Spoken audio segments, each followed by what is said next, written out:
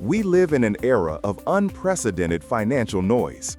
Every morning begins not with the sunrise, but with checking quotes, banking app notifications, and an endless news feed screaming about an impending crisis or another opportunity to get rich overnight. Modern man is in a state of permanent anxiety, where his self-esteem is tied to numbers on a smartphone screen, and his sense of security depends on the volatility of markets he cannot control.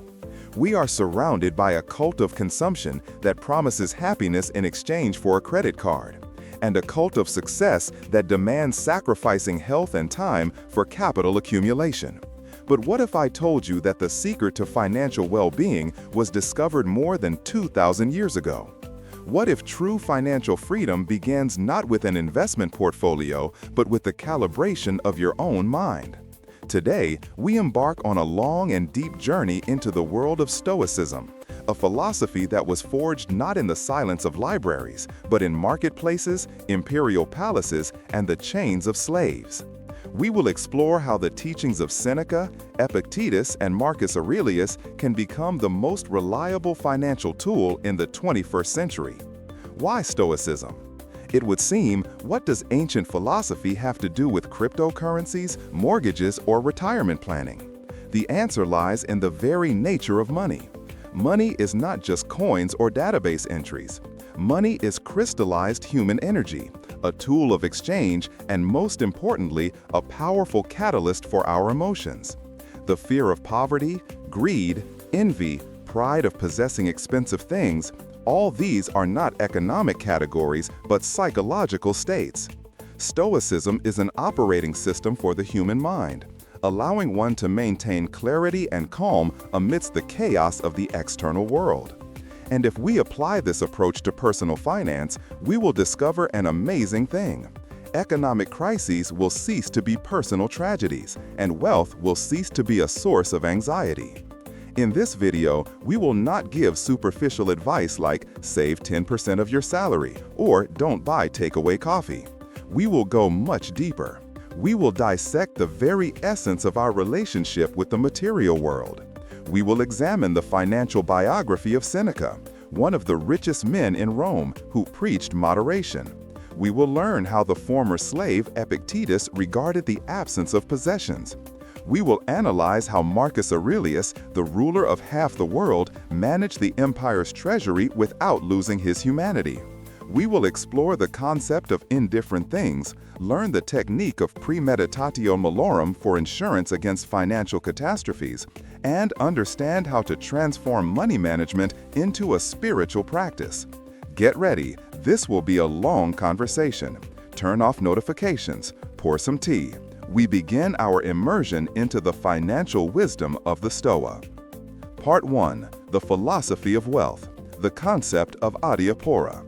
To understand how a Stoic manages their wallet, one must first understand where money fits into the Stoics' coordinate system. It is a mistake to assume that Stoicism is asceticism, urging one to live in a barrel and eat stale bread. That is the lot of cynics like Diogenes. Stoics were much more pragmatic. They understood that we live in a material world and that money is a necessary tool for survival. The central concept here is adiapora, the indifferent. For Stoics, everything in the world is divided into three categories: good, evil, and indifferent. Good is only virtue, wisdom, justice, courage, and moderation. Evil is vice, ignorance, injustice, cowardice, and everything else, life, death, health, sickness, fame, obscurity, wealth, and poverty, is indifferent. However, and this is a critically important nuance, the indifferent comes in two types: preferred and non-preferred. Wealth, of course, belongs to the preferred indifferent. A Stoic would prefer to be healthy rather than sick and rich rather than poor, all other things being equal. But the key word here is indifferent. This means that the presence or absence of money does not make a person better or worse, happier or unhappier in a profound sense. Wealth adds nothing to your inner value, and poverty takes nothing away from it. Imagine an actor on a stage. He might be given the role of a king in golden robes or a beggar in rags. A good actor will play both roles brilliantly. His skill does not depend on the costume. So it is for the Stoic. Money is just a prop. If fate has given you a lot of props, excellent. Use them beautifully. If the props are taken away, keep playing. Your role as a human being has not ended. Let's delve into the figure of Lucius Annaeus Seneca. This man is a living embodiment of the Stoic paradox. As the tutor of Emperor Nero, Seneca amassed a fortune that, in modern money, would amount to hundreds of millions of dollars. He owned estates, vineyards, and lent money to entire provinces. He was often accused of hypocrisy. How can you write treatises on the utility of poverty while dining on golden plates? In his treatise on the happy life, Seneca gives a brilliant answer that should become the motto of the modern investor. He says, "The wise man does not consider himself unworthy of fortune's gifts. He does not love wealth, but he prefers it." The difference between Seneca and an ordinary rich man lay in attachment. Seneca wrote, "With me, wealth is in a slave's place. With you, it is in a master's." This is a fundamental paradigm shift. Do you own money, or does money own you? If the market crashes tomorrow and you lose everything, will it destroy your identity? Seneca asserted that he was ready at any moment to return to fortune everything she had given him, and leave the palace with a smile, as easily as he had entered it. Part 2. The dichotomy of control in economics. Let's move on to the most famous tool of Stoicism, the dichotomy of control, formulated by Epictetus. Some things are within our control, others are not. It seems simple, but let's apply it to finances with surgical precision. What is within our control? Our spending, our desires, our impulses, our decision to learn new things, our professional ethics, our reaction to losing money. What is not within our control? The global economy, inflation rates, central bank interest rates, the mood of the boss who issues a bonus, and most importantly, the behavior of the stock market. Most financial neuroses arise because we try to control the uncontrollable. We worry for hours about the dollar exchange rate, even though we cannot influence it by a single cent. We get angry about rising gas prices. We fall into depression when stocks fall. A Stoic looks at it differently. The market is an element, like the weather. It is foolish to shout at the rain, foolish to be offended by a hurricane. The market fell? That is a fact of external reality. It is neither bad nor good. It is simply data. Your task is to make a rational decision under the new conditions. A Stoic investor does not guess the future from coffee grounds. He focuses on the process, not the result. You can conduct a perfect analysis of a company, but it goes bankrupt due to a sudden scandal. That is not your fault. You did everything that was within your control. The result was in the hands of fortune. Accepting this fact frees up a colossal amount of mental energy that you previously spent on anxiety. Epictetus, having been a slave in his youth, knew everything about uncontrollable circumstances. He taught that freedom is not the ability to buy everything you want, but the ability to desire only what is real. If you tie your happiness to receiving a specific amount of money by a certain deadline, you voluntarily surrender yourself to slavery to external circumstances. You become a hostage to chance. The Stoic approach to financial planning is planning with a reservation. I plan to earn $1 million if nothing prevents it. This reservation, reservatio, does not mean passivity. It means readiness for any outcome. You do everything possible to achieve the goal, but you are emotionally detached from the result. This makes you anti-fragile. Failure does not break you, but merely adjusts your course. Part 3. The psychology of consumption and hedonic adaptation. The modern economy is built on creating artificial needs. Marketing is the science of making you feel incomplete without a certain product. Stoics recognized this mechanism long before the advent of television advertising. They called it the endless race of desires. Seneca said, "It is not the man who has too little, but the man who craves more that is poor." This is a direct reference to a phenomenon that modern psychologists call hedonic adaptation. When you buy a new car, you experience euphoria. But a month, two, half a year passes, and this car becomes just a means of transportation. The level of happiness returns to the baseline, but now you have a loan and the fear of scratching the bumper. And worst of all, the desire to buy an even better car appears. This is a treadmill. You run faster and faster just to stay in place. Stoics offer a radical solution. Learn to want what you already have. The practice of gratitude is not just a pretty phrase for Instagram, it is a strict philosophical discipline. Every evening, surveying his dwelling, a Stoic thinks not about what he lacks for an ideal interior, but about the miracle of having a roof over his head, warmth, and food.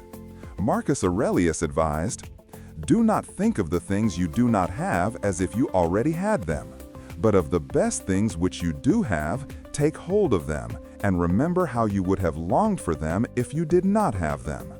Try this exercise. Imagine you have lost everything: your job, your savings, your apartment. Feel this cold terror. Now return to reality. Suddenly, your modest apartment seems like a palace, and simple food a feast. This instantly reduces consumer itch. Stoicism teaches to distinguish between natural and unnatural desires. Natural and necessary are food, water, simple clothing, a roof over one's head. They are easily satisfied. Natural but not necessary are delicious food, beautiful clothes, a spacious house. These can be enjoyed, but one should not become attached to them. Unnatural and unnecessary are fame, power, status consumption for the impression of others. These desires are bottomless. No matter how much you throw into this abyss, it will never fill up. Buying a branded handbag will not quench the thirst for status. It will only temporarily silence the voice of insecurity. A Stoic understands, by buying a status item, you are buying the opinion of the crowd, and the opinion of the crowd is fickle and foolish. Why would a reasonable person invest in something that depends on the opinion of fools? Part 4. The practice of poverty as financial insurance. One of the most powerful and counterintuitive practices of Stoicism is voluntary discomfort or training in poverty. Seneca advised his friend Lucilius, "Set aside a few days during which you will be content with the scantiest and cheapest food, with rough and harsh clothing, saying to yourself at the same time, 'Is this what I feared?' Why would a billionaire Seneca sleep on a hard floor and eat stale bread? It is a vaccination against fear. The main enemy of an investor and anyone managing money is the fear of loss. Fear paralyzes. Fear makes one sell assets at the bottom of the market. Fear makes one cling to a hated job. But if you know from experience what it is like to live on a minimum, fear disappears. You understand. Even if I lose all my millions, I will not die. I can be happy with a bowl of porridge." This gives incredible freedom of maneuver. A person who is not afraid of poverty is invincible in negotiations. He can take risks, he can follow his principles, he can say no to any amount if it requires a deal with his conscience. In a modern context, this can be practiced as follows. Arrange a week of minimalism for yourself. Spend money only on the bare essentials. Eat simple home-cooked meals. Walk or use public transport instead of a taxi. Give up paid entertainment. You will discover two things.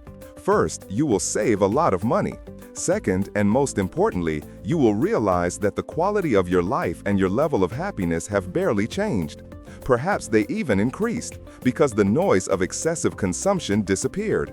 This realization makes you financially invulnerable. You stop being a slave to your standard of living. Part 5. The virtue of spending and investing. How does a Stoic spend money? He is guided by the 4 cardinal virtues: wisdom, justice, courage, and moderation. Wisdom in finance is understanding the true value of things. A Stoic does not confuse price and value. Price is what you pay. Value is what you get. Buying a book might cost pennies but bring immense value in the form of knowledge. Buying a yacht might cost millions but bring only headaches and vanity. A wise investor invests in what develops his mind and character, in what makes him more free and autonomous. Moderation or temperance is the ability to tell oneself enough. It is the discipline of budgeting. A Stoic does not live in debt to appear richer than he is. Debt for a Stoic is a form of slavery. If you take out a loan for consumer needs, you are selling your future time, your freedom for momentary pleasure.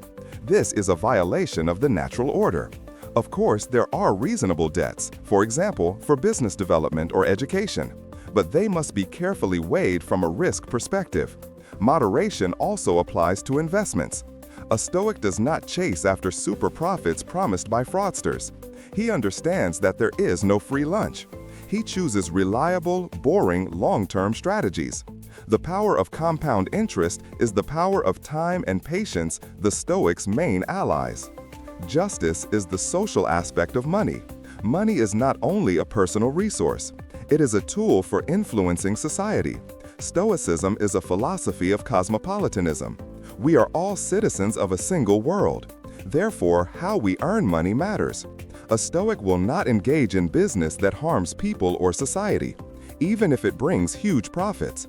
Selling harmful substances, deceiving clients, exploiting employees, all this is unacceptable because it destroys character, and character is the only true good. Earnings should be the result of useful activity. Justice is also manifested in charity. Seneca said that one should give money as one would wish to receive it, with joy, promptly, and without hesitation, but only to those who truly need it and can use it for good. Courage in finance is the ability to go against the crowd. When everyone is panicking and selling, a Stoic remains calm. When everyone is euphoric and buying another bubble, a Stoic stands aside. It takes enormous courage to live a modest lifestyle when your surroundings boast of wealth. It takes courage to admit your financial mistakes and start over. A Stoic is prepared to be considered an eccentric or a miser because his goals differ from those of the crowd. Part 6. Time is more valuable than money. The most valuable resource for a Stoic is not gold, but time. Seneca begins his moral letters to Lucilius with an appeal to cherish time. Everything belongs to others, Lucilius. Only time is our own. Money can be earned, lost, and earned again.